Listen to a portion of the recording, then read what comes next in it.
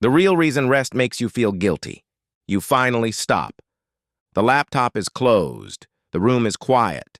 Nothing is demanding your attention for the next hour. And somehow resting feels wrong. You reach for your phone, you check your email, you think about the things you should be doing. Even when your body is still, your mind keeps standing at attention. Why does doing nothing feel like failure? It is easy to call this ambition. It is easy to believe you simply care more than other people. But the guilt you feel during rest is usually not proof that you are disciplined.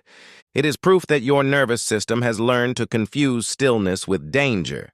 Somewhere along the way, being productive stopped being something you did. It became evidence that you were okay. You may not remember choosing that rule. Most people never do. It is built slowly, through praise, pressure, comparison, fear, and repetition. You finish a task, and people approve of you. You get good grades, and adults become warmer. You work harder, and your value feels easier to explain. Then the brain makes a simple connection. Movement means safety. Achievement means acceptance. Rest means risk. This is called conditioning. In plain language, your brain learns to connect one experience with another. If effort repeatedly leads to praise, relief, money, attention, or reduced criticism, effort starts to feel emotionally safe. And if rest has ever led to judgment, conflict, missed opportunities, or self-criticism, rest starts to feel unsafe. So you sit down, but your body does not believe the day is over. Your shoulders remain tense. Your thoughts begin listing unfinished tasks. Your attention searches for something useful to do. You are not bad at resting. You are experiencing a trained response. Psychologist B.F. Skinner showed how behavior becomes stronger when it is rewarded. The reward does not always have to be money or praise. Sometimes the reward is simply the temporary relief of feeling useful.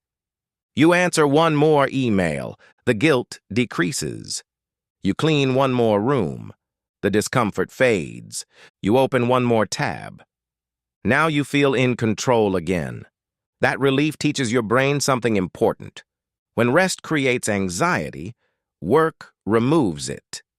This is negative reinforcement. It does not mean punishment. It means a behavior becomes stronger because it takes away an unpleasant feeling. You work, and the guilt disappears for a moment. So the brain learns to work whenever guilt appears. That is why telling yourself to relax often does not work. Relaxation is the exact moment the uncomfortable feeling becomes loud enough to hear. During the day, movement covers it. Deadlines cover it. Noise covers it. But when everything becomes quiet, you can finally feel the rule operating underneath your life. You must earn the right to stop. Where did that rule come from? Sometimes it came from a home where adults were always working. Rest was described as laziness. Sitting down attracted questions. Free time had to be defended. Sometimes it came from school, where your best moments were the moments you performed well. Sometimes it came from financial insecurity. When life felt unstable, constant effort seemed like the only protection against falling behind. And sometimes it came from the internet. You watched morning routines, productivity systems, side hustles, income reports, fitness transformations, and people who appeared to use every minute perfectly. You were not just shown what they accomplished.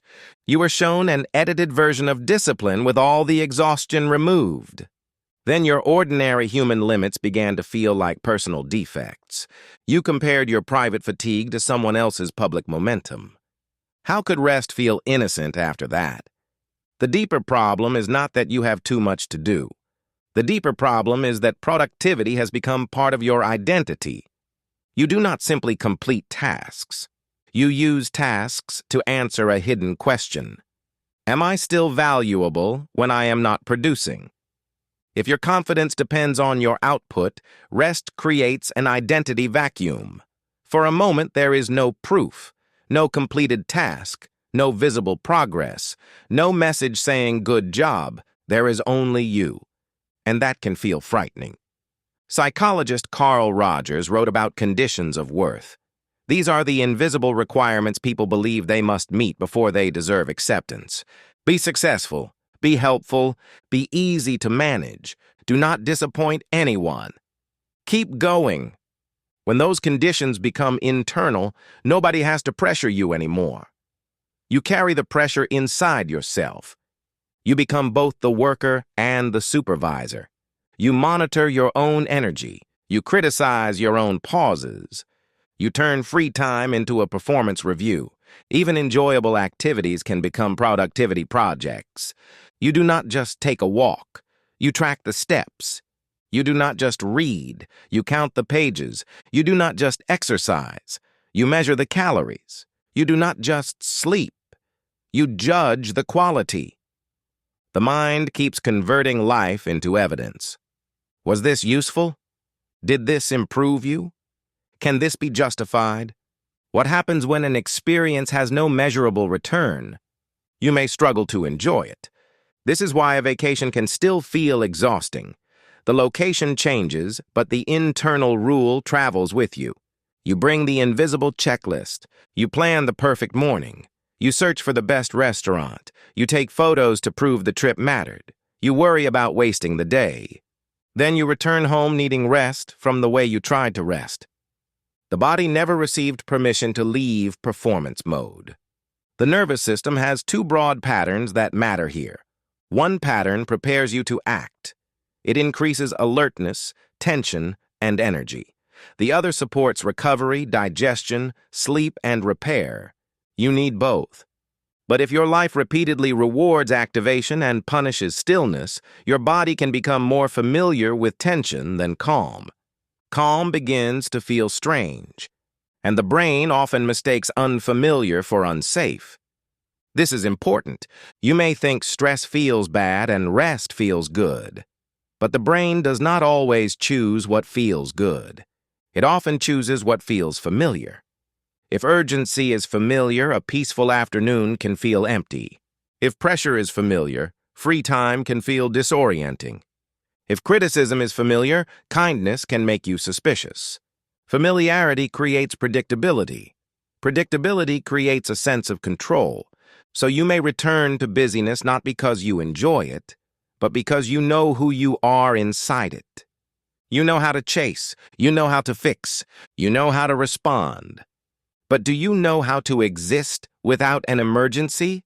That is the skill rest guilt exposes. Rest is not simply the absence of work. Real rest requires you to remain still without using achievement to regulate your self-worth. That is why it can feel emotionally difficult. Your body is stopping, but your identity is losing its usual source of reassurance. The answer is not to force yourself into a full day of relaxation and then feel guilty for failing at it. That turns rest into another assignment. The better approach is to retrain the association. You teach your brain that stopping is safe. Slowly, specifically. Repeatedly. Start with a small period of deliberate rest that has a clear beginning and a clear end. 10 minutes. No phone, no email, no productive podcast, no attempt to improve yourself. Sit near a window, drink something slowly, let your eyes move around the room. Then notice what appears. Maybe your mind says you are wasting time. Maybe you remember an unfinished task. Maybe you feel the urge to reach for your phone. Do not argue with the thought, name it. This is the guilt response, not the truth, not a command, a response. That small label creates distance.